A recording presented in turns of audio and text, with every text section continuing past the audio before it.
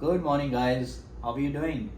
चलो गाइस, आज बात करते हैं कैनेडियन हाउसिंग मार्केट को लेकर। बहुत ही ट्रेंड में चल रहा है इस टाइम ये टॉपिक।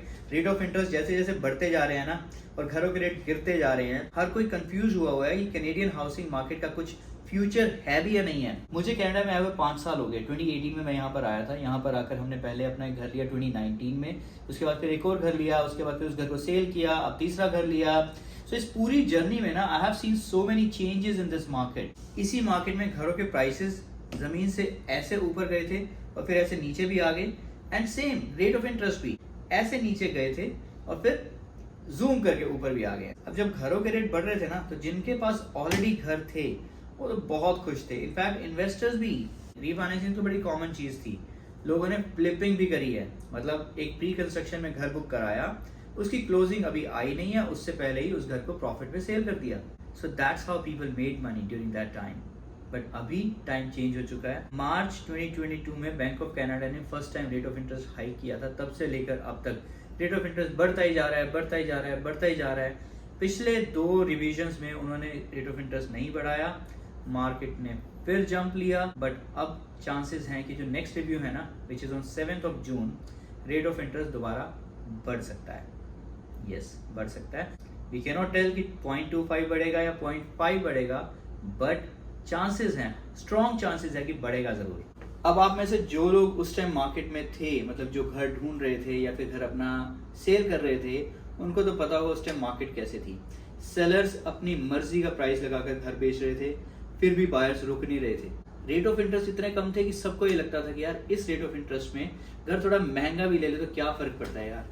एलिजिबिलिटी सबकी आ रही थी, और यही रीजन था कि मार्केट में इतना ज्यादा पैनिक था उस टाइम कि लोग कहते थे यार छत मिलनी चाहिए, जितने की भी मिले डाल दो ऑफर, घर लेना ही लेना है। और उसी ने मार्केट को इतनी हवा दी कि उस टाइम जो घर मैंने 640,000 का लिया था, आज की डेट में वो $1,000,000+ का है।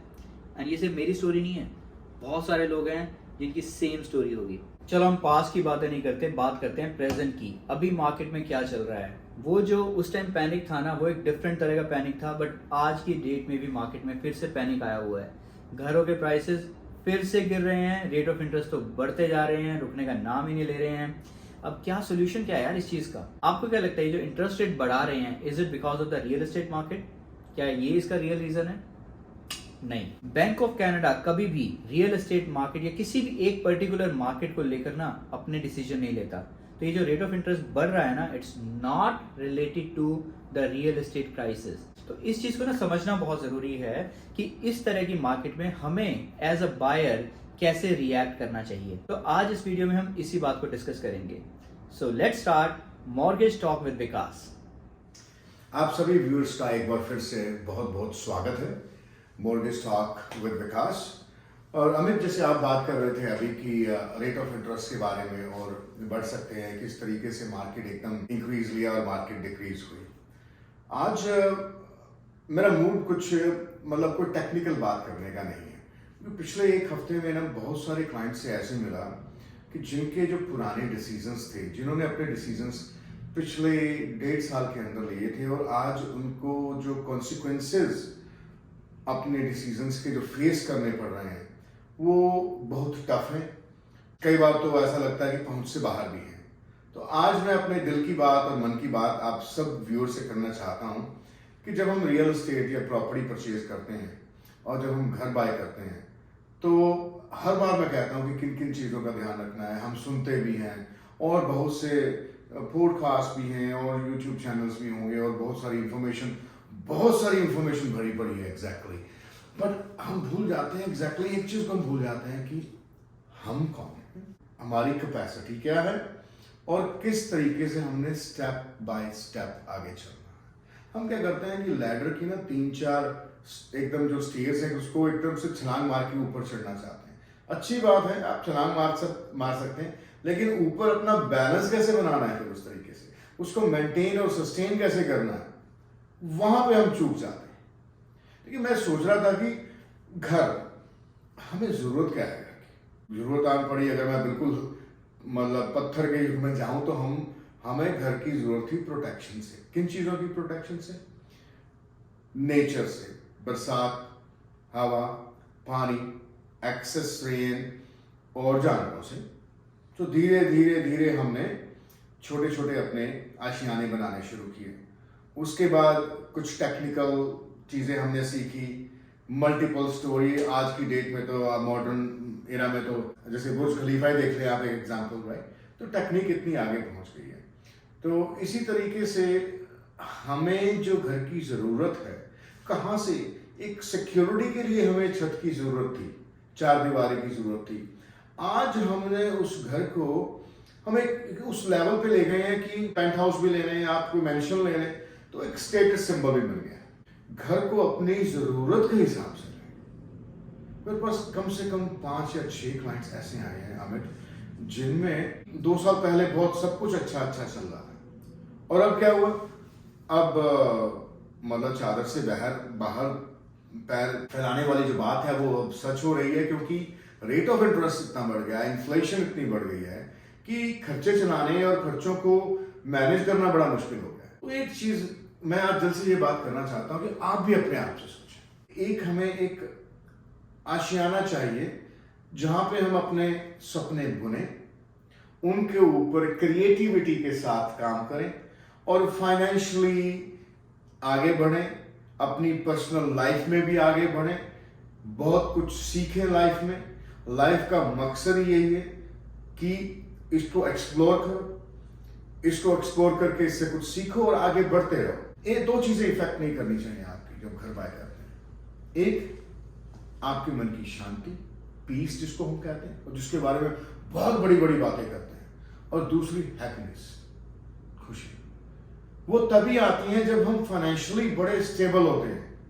और देखिए, इस कंट्री में एज ए इमिग्रेंट आते हैं जो लोग तो यहाँ 10-10, 15-15, 18-18 साल से रह रहे हैं। हालांकि मैंने उन लोगों को भी देखा है जो 20-20 साल से यहाँ रह रहे हैं, और किस तरह वो बहाव में बहकर आज की डेट में उन्होंने इतने बड़े बड़े फैसले ले लिए कि वो मॉर्गेजेस की जो पेमेंट्स हैं उनके लिए टफ नहीं हुई है।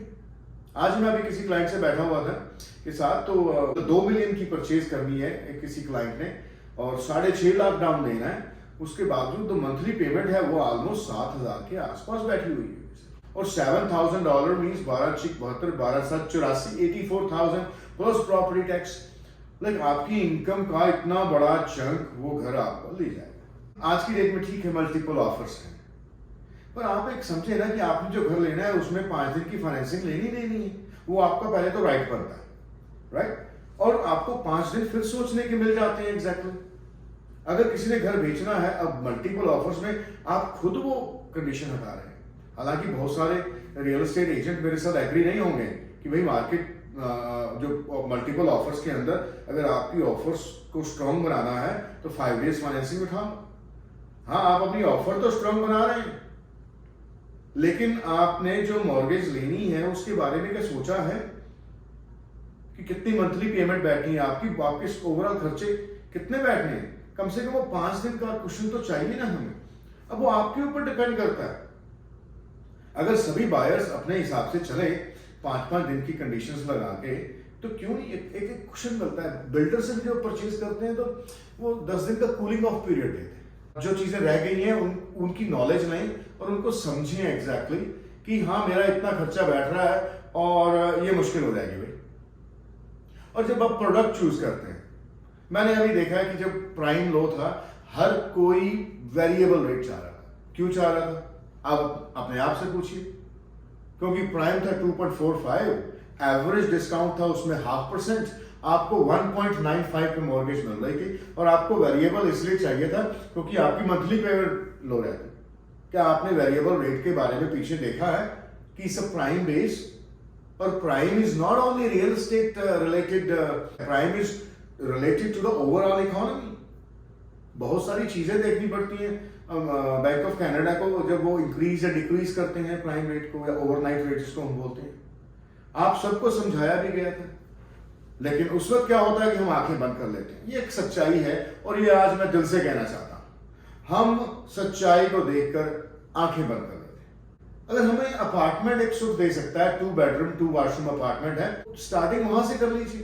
थोड़ा शहर से बाहर निकले, कुछ तो एडजस्ट करें ना लाइफ के अंदर, ताकि आपकी लाइफ सुख और शांति से भरी रहे। अदरवाइज कितने साल 20-20 साल हो जाते हैं, मॉर्गेज ही पे कर रहे हैं, मॉर्गेज ही पे कर रहे हैं। शुरू में जब मैं 98 में आया, उस वक्त जो जितने भी हमारे मेजोरिटी इमिग्रेंट्स होते थे, उनका एक मकसद होता था कि भाई घर ले लिया है, amazing job is done and dream got field, अब इसको पे ऑफ करते हैं। उस वक्त माँ बाप एक ही फैक्ट्री में लगे हुए हैं, एक ही जगह लगे हुए हैं, उन्होंने 20-20, 25-25 साल काम किया और वो घर ऑलमोस्ट पेड ऑफ करने के कगार पे आ गए। फिर अच्छी रिटायरमेंट्स ली।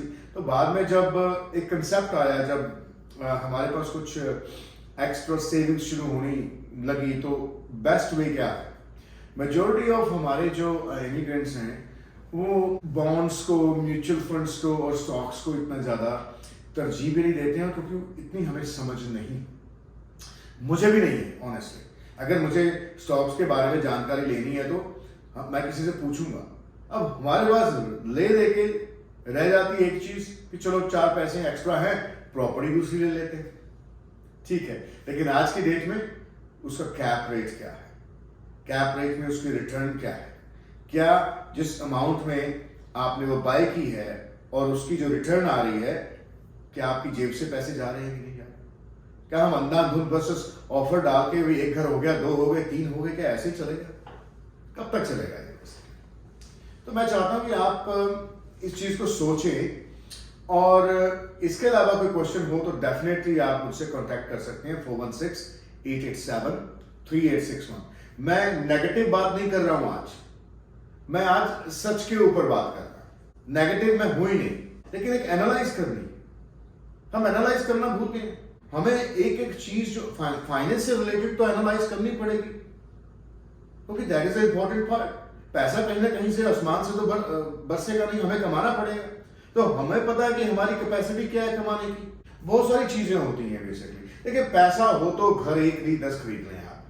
तो इसलिए सबसे बड़ी जो बात है, अपनी फाइनेंसेस को आप एनालाइज करें, और सभी फैमिली मेंबर्स जो कि रिस्पॉन्सिबल हों उस मॉर्गेज पेमेंट को देने के, आप उनके साथ अपने व्यूज, अपनी ओपिनियंस शेयर करें। आपके हाई स्कूल में बच्चे हैं या आपके कॉलेज में, यूनिवर्सिटी में हैं, उनको भी साथ में लेके उनको भी एजुकेट करें और उनका भी ओपिनियन लें, ताकि कल को ऐसा ना हो कि भाई मैं तो कह रहा था या कह रही थी, लेकिन तुमने ऑफर डाल दी। बाद में यही चीजें होती हैं, ब्लेम गेम शुरू हो जाता है, फैमिलीज में इश्यू शुरू हो जाते हैं, राइट। तो आज थोड़ा मेरा मन थोड़ा उदास नहीं था, लेकिन हाँ, एक मन में एक बात थी, उसको मैंने हल्का करना था, आप सब लोगों के साथ शेयर करना था। तो एक यही बात है कि अगेन एनालाइज करें अपनी फाइनेंशियल सिचुएशंस, राइट। आखिर में वही बात जो मैं कहता हूं हमेशा, कि छत उतनी ही बड़ी खरीदें जितने की जरूरत हो, क्योंकि सुख और शांति, पीस एंड हैप्पीनेस, वो जरा सी कम नहीं होनी चाहिए इस छत की वजह से। इसी के साथ मैं फिर मिलूंगा आपसे आगे। आप एंजॉय करें और आपका वीक बहुत सुखमय जाए और बहुत ही प्रोग्रेसिव हो। इसी कामना के साथ आपसे अलविदा लेता हूं। Thank you.